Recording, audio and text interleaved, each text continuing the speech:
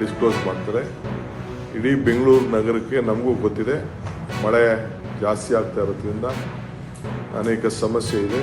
ಎಲ್ಲ ನಗರದಲ್ಲೂ ಗುಡ್ಡಿ ಇದೆ, ಬಟ್ ಬೆಂಗಳೂರಲ್ಲಿ ಮಾತ್ರ ಜಾಸ್ತಿ ಪ್ರಚಾರ ಆಗ್ತಾ ಇದೆ. ನಾವು ಬೇರೆ ನಗರಗಳೆಲ್ಲ ನಾವು ನೋಡಿದ್ದೀವಿ, ವಿಡಿಯೋ ತರಿಸಿದ್ದೀವಿ, ಏನಾಗ್ತಾ ಇದೆ ಅಂತೇಳಿ ಗಮನದಲ್ಲಿದೆ. ಆದರೆ ಮಾಧ್ಯಮದವರು ಬೇರೆಯವರೆಲ್ಲ ನಮ್ಮಲ್ಲೇ ಸ್ವಲ್ಪ ಜಾಸ್ತಿ ಇಲ್ಲಿ ಸೋಷಿಯಲ್ ಮೀಡಿಯಾ ಭಾಳ ಆ್ಯಕ್ಟಿವ್ ಇರೋದ್ರಿಂದ ನಾವು ನಿಮಗೆ ಮೀಡಿಯಾ ಅವ್ರಿಗೆ ಭಾಳ ಫ್ರೀ ಬಿಟ್ಟಿದ್ದೀವಲ್ಲ, ಬೇರೆಯವರೆಲ್ಲ ಫುಲ್ ಕಂಟ್ರೋಲ್ ಮಾಡ್ತಾ ಇದ್ದಾರೆ ಮೀಡಿಯಾನ. ಬಟ್ ನಮ್ಮ ರಾಜ್ಯದಲ್ಲಿ ನಿಮ್ಗೆ ಯಾರನ್ನು ನಾವು ಕಂಟ್ರೋಲ್ ಮಾಡ್ತಾ ಇಲ್ಲ, ಫ್ರೀಯಾಗಿ ಬಿಟ್ಟಿದ್ದೀವಿ. ಸೊ ಈ ಹಿನ್ನೆಲೆಯಲ್ಲಿ ನಿಮ್ಮ ಸಲಹೆ ಕೂಡ ನಾವು ತೆಗೆದುಕೊಂಡು ನಾವು ಮುಖ್ಯಮಂತ್ರಿಗಳು ಇದ್ರ ಬಗ್ಗೆ ಏನಾದ್ರು ಒಂದು ಅಂತಿಮ ಮಾಡಬೇಕು ಅಂತೇಳಿ ಕರೆದು ಎಲ್ಲ ಆಫೀಸರ್ಸ್ ಹತ್ರ ಚರ್ಚೆ ಮಾಡಿದ್ದಾರೆ. ಎಲ್ಲರಿಗೂ ಏನು ವಾರ್ನಿಂಗ್ ಕೊಟ್ಟಿದ್ದಾರೆ. ಮಿಕ್ಕಿದ್ದು ಏನು ತೀರ್ಮಾನ ಮಾಡಿದ್ದೀವಿ ಅನ್ನೋದನ್ನು ಮುಖ್ಯಮಂತ್ರಿ ತಿಳಿಸ್ತಾರೆ.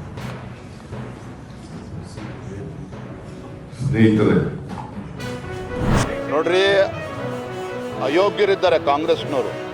ವೋಟ್ ಚೋರಿ ಅಲ್ಲ, ದೇಶದ ಜನ ಇವತ್ತು ಕಾಂಗ್ರೆಸ್ ಬಗ್ಗೆ ಯಾಕೆ ವಿಶ್ವಾಸನ ಕಳೆದುಕೊಂಡಿದ್ದಾರೆ, ಕಾಂಗ್ರೆಸ್ ಪಕ್ಷದ ನಾಯಕತ್ವದ ಬಗ್ಗೆ ಯಾಕೆ ವಿಶ್ವಾಸನ ಕಳೆದುಕೊಂಡಿದ್ದಾರೆ ಅಂತೇಳಿ ಆಲೋಚನೆ ಮಾಡಬೇಕು. ಇವತ್ತು ವೋಟ್ ಚೋರಿ ಬಗ್ಗೆ ಮಾತನಾಡ್ತಕ್ಕಂಥ ರಾಹುಲ್ ಗಾಂಧಿ ಆಗಲಿ, ಸಿದ್ದರಾಮಯ್ಯನವರಾಗಲಿ, DK ಶಿವಕುಮಾರ್ ಅವರಾಗಲಿ ಇವತ್ತು ದೇಶದ ಮತದಾರರಿಗೆ ಅಪಮಾನ ಮಾಡ್ತಾ ಇದ್ದಾರೆ. ಯಾವ ಕಾರಣಕ್ಕೆ ಇವತ್ತು ದೇಶದ ಜನ ನಿಮ್ಮನ್ನು ಧಿಕ್ಕರಿಸಿದ್ದಾರೆ ಅದ್ರ ಬಗ್ಗೆ ಯೋಚನೆ ಮಾಡಲಿ. ದೇಶದ ಜನ ಸ್ಪಷ್ಟವಾಗಿ ಬಯಸಿರ್ತಕ್ಕಂಥದ್ದು ನರೇಂದ್ರ ಮೋದಿಜಿಯವರ ನಾಯಕತ್ವನ ಮೆಚ್ಚಿ 3ನೇ ಬಾರಿಗೆ ದೇಶದಲ್ಲಿ ಇವತ್ತು ಅಥವಾ ಅಧಿಕಾರಕ್ಕೆ ತರುವಂಥ ಕೆಲಸ ಮಾಡಿದ್ದಾರೆ. ಪ್ರಧಾನಮಂತ್ರಿ ನರೇಂದ್ರ ಮೋದಿಜಿಯವರು ಸತತವಾಗಿ 3ನೇ ಬಾರಿಗೆ 11 ವರ್ಷಗಳಿಂದ ದೇಶ ನಡೆಸ್ತಾ ಇದ್ದಾರೆ. ಇವತ್ತು ರಾಹುಲ್ ಗಾಂಧಿ ಕೇಳೋದಕ್ಕೆ ಇಷ್ಟಪಡ್ತೇನೆ, ನೀವು 55-60 ವರ್ಷಗಳ ಕಾಲ ಕಾಂಗ್ರೆಸ್ ಪಕ್ಷ ದೇಶ ನಡೆಸ್ತಲ್ಲ, ಯಾವತ್ತಾರೋ ಭಾರತ ಅಭಿವೃದ್ಧಿ ಪಥದಲ್ಲಿ ಸಾಗಬೇಕು ಅಂತ ಯೋಚನೆ ಮಾಡಿದ್ದೀರಾ?